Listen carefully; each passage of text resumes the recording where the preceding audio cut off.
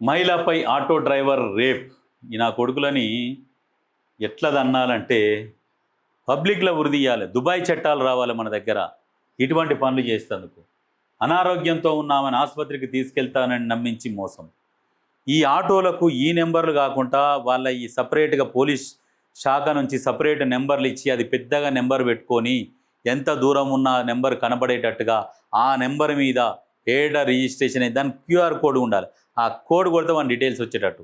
Number అంటే ఎవడన్నా కూడా వేసుకుంటాడు.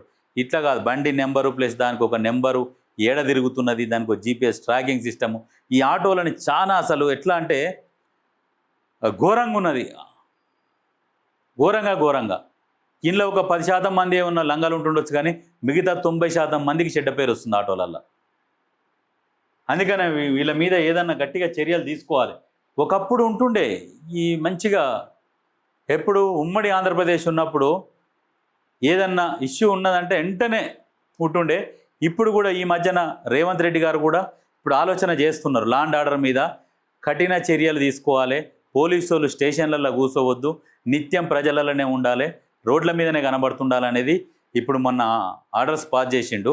ఖచ్చితంగా ఇక పోలీస్ స్టేషన్లో కూర్చొని ముచ్చట్లు పెట్టుడు కాదు, ఎక్కడ చూడు రోడ్ల మీద కనబడాలి. లేదంటే పోలీస్ స్టేషన్ బయటనన్నా ఎక్కడన్నా కనబడుతుంటే ఇటువంటి పనులు చేసేటోళ్లకు భయం అనేది పుడుతుంది. ఆసుపత్రికి తీసుకెళ్తానంటూ నమ్మించి మోసం. మత్తు మందు కూల్ డ్రింక్లో ఇచ్చిన నిందితుడు కూల్ డ్రింక్లో కలిపి ఇచ్చిండంట. అంటే ఆమెకు పానం బాగలేదని చెప్పేసి, అంటే ఇక కూల్ డ్రింక్ దాగా అదే దాగా ఇది దాగా అని చెప్పేసి పోయి కూల్ డ్రింక్ తెచ్చి ఇచ్చానంటే మత్తు మందు కలిపి ఆమెకి ఇచ్చి మత్తులోకి జారుకున్న తర్వాత అత్యాచారం, తర్వాత ఆమె మొబైల్ ఫోన్ నగదుతో పరారు. ఆటో డ్రైవర్ను అరెస్ట్ చేసిన పోలీసులు. హైదరాబాద్ పోచారం ఐటీ కారిడార్లో దారుణం.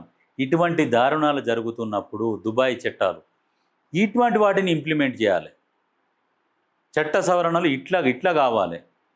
అయినాక అటువంటి వాళ్లకు శిక్షలు వేస్తే ఇంకొకడు భయపడతాడు. అవి చెయ్యాలంటే లాగులు తడవాలి.